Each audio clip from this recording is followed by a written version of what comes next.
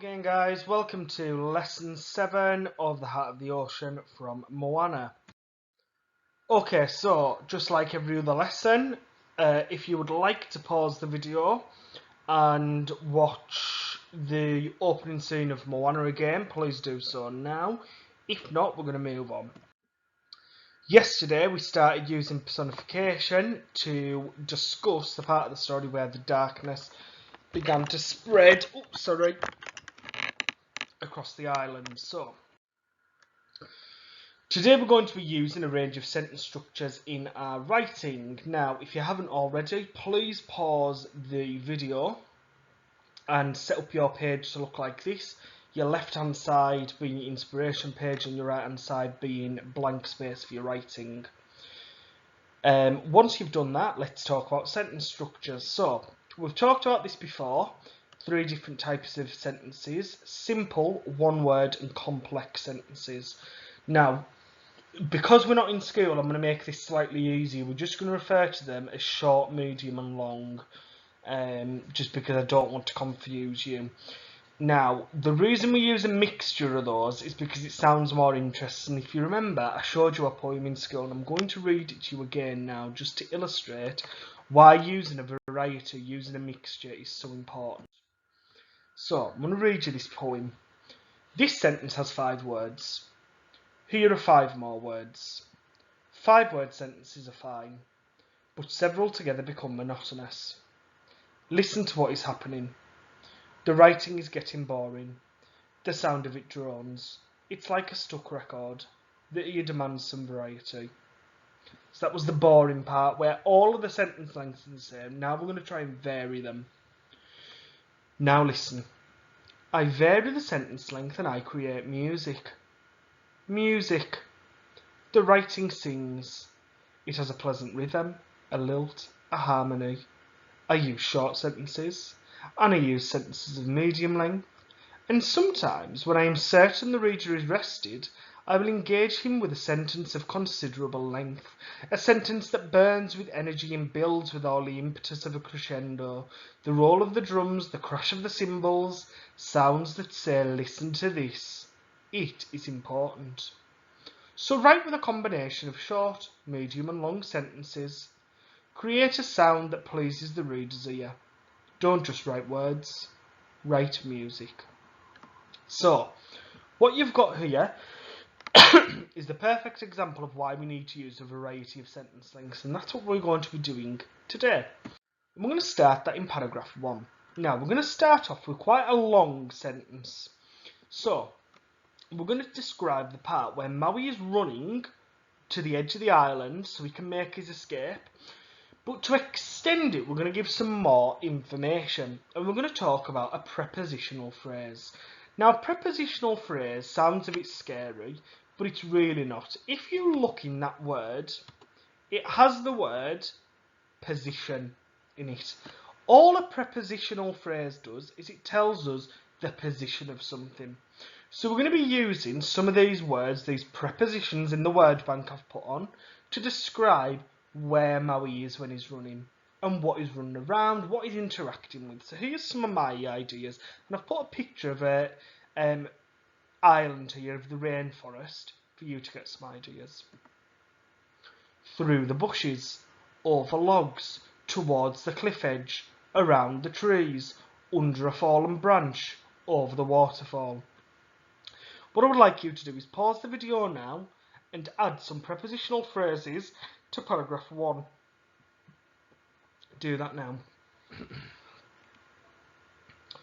Okay guys, we're going to add some more ideas to paragraph 1, and we're going to extend again by adding some inference. We're going to use the conjunction whilst. So, I've got here some gifs of what people might do when they're escaping, what they might do when they're scared or nervous. So have a look at them. How can we infer how Maui is feeling? What do people do when they're trying to escape from something scary?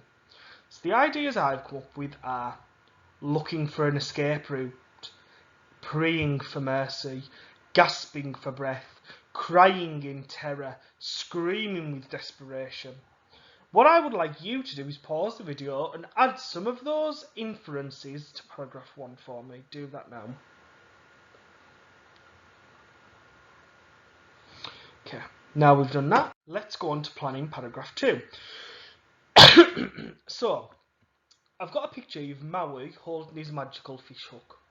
And I want us to think about how he holds on to it. We don't just want to say he was holding his magical fish hook. So I've looked up on Google, on an online thesaurus, some synonyms for the word hold. So I've got clasp, hold on to, clutch, grasp, grip, clench, carrying, bearing, clinging to, cleaving. So let's have a look at some examples that I've put. Gripping his fish hook tightly. Look how I've also added extra information. I've added an adverb. Clutching on for dear life. Clenching his hands around the base of his power. Holding on to the fish hook like it was the most important thing in the world. Okay, pause the video, and what I want you to do is tell me, how is he holding on to his fish hook?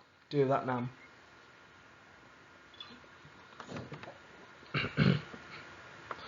Okay, now we're going to add some more ideas, but this time we're going to look at some one-word sentences.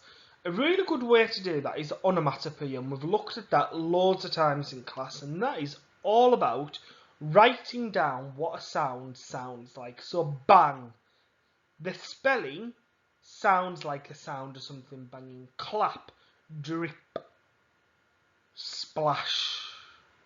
All of those are onomatopoeia words. So we know in the video that Maui transforms into a bird and takes flight to escape. So I want us to think of some onomatopoeia words to describe the sound of a bird taking off. So these are some of the examples I've come up with. Bang, flap, caw, whoosh, shh. I want you to pause the video and write down some onomatopoeia words to show the sound of a bird taking flight.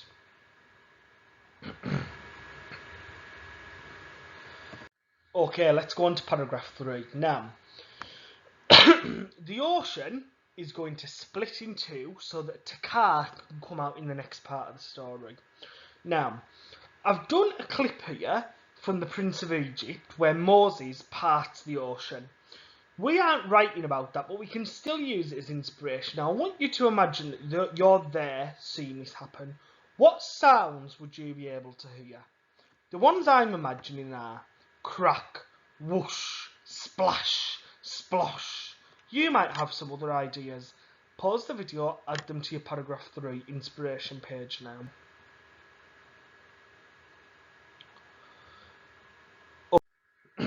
We're going to do one last thing. And now the ocean is splitting, and I want us to add more details. This time we're going to be using a longer sentence. So instead of onomatopoeia, we're thinking of extra detail. I want us to add a simile. And a simile to describe how something slices or splits. So I've got some different ideas here. I've put like a knife slicing the ocean, like an earthquake cracking the ground, like a crack on a porcelain pot, like a piece of glass shattering. What other things crack and split like the ocean? Write them in your paragraph 3 now.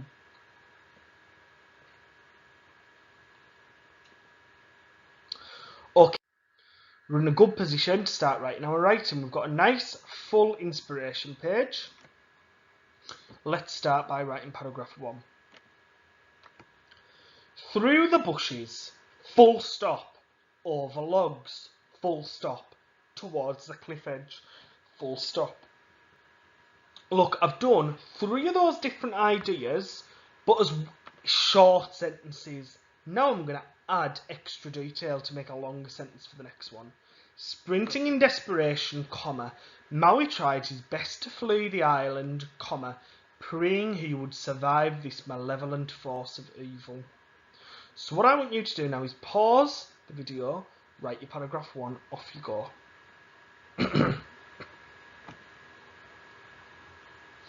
Okay, now we've done that, let's have a look at paragraph 2.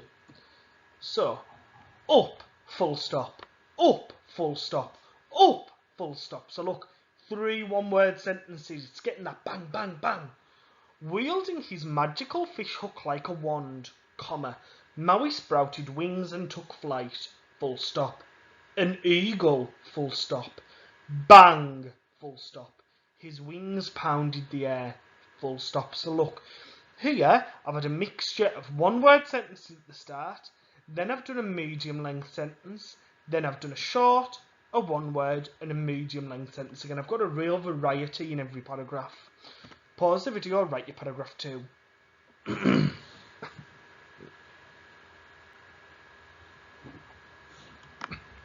Okay, paragraph 3 now. So I've put, the island screamed, full stop.